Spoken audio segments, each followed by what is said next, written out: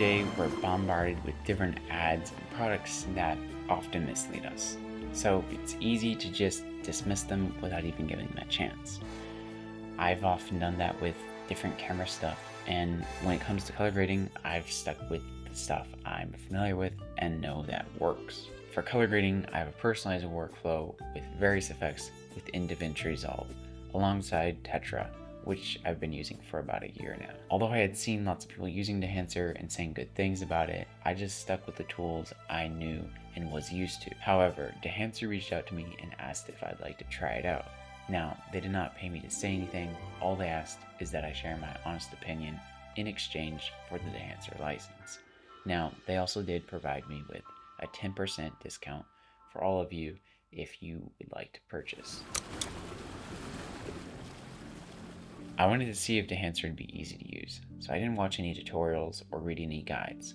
I just downloaded Dehancer, opened up DaVinci Resolve, and got to work. So it's pretty straightforward. I had two CSTs, one at the beginning and end. In between that, I had my exposure and white balance.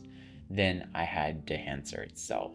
Now, within Dehancer, you can adjust your exposure and white balance, but I'd prefer to do that on a separate node. One thing to note is when you drag on the Dehancer node, just make sure that your CSTs match up. Otherwise, the footage will look a bit off. Now, for the film profiles, they're all really good, and certain ones pair better with certain clips, so I don't really have a favorite. They do really remind me of Fujifilm recipes though, so I like that. Now, jumping down to film grain, I personally like grain to be very subtle and not in your face, so I pretty much turn that all the way down. And then moving on to halation. This one really depends on the type of camera.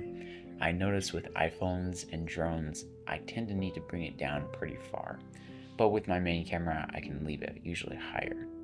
And then with bloom, I've just set this at the 50% mark, and it seems to be pretty good. Now obviously, I adjust these with each individual clip as they need, but that gives you a general idea of what I'm doing with Dehancer. Now of course there's way more settings, but that's not what this video is about. I'm just seeing, will this be good for either vlogs or for work? Initially, I was really stunned with how it performed, and so I quickly gathered more clips and brought them into DaVinci Resolve and just started color grading a whole bunch, and it really did a good job. I was really curious to see how my drone clips would be handled, because they're from an old Mavic Mini with just a standard picture profile, so no log or anything like that. So I loaded them in, and I was really surprised at how they turned out. They really reminded me of my Fuji camera when I take JPEGs with a film recipe. It looked just like it and was very good. I'll definitely be using Dehancer on drone footage in the future. So something I noticed with Dehancer is that each of the sliders has keyframes, so you're easily able to make adjustments within the video. So with color grading my videos, I'm really particular with how it looks. But the only downside is that it can take a long time to color grade a whole 10-minute video.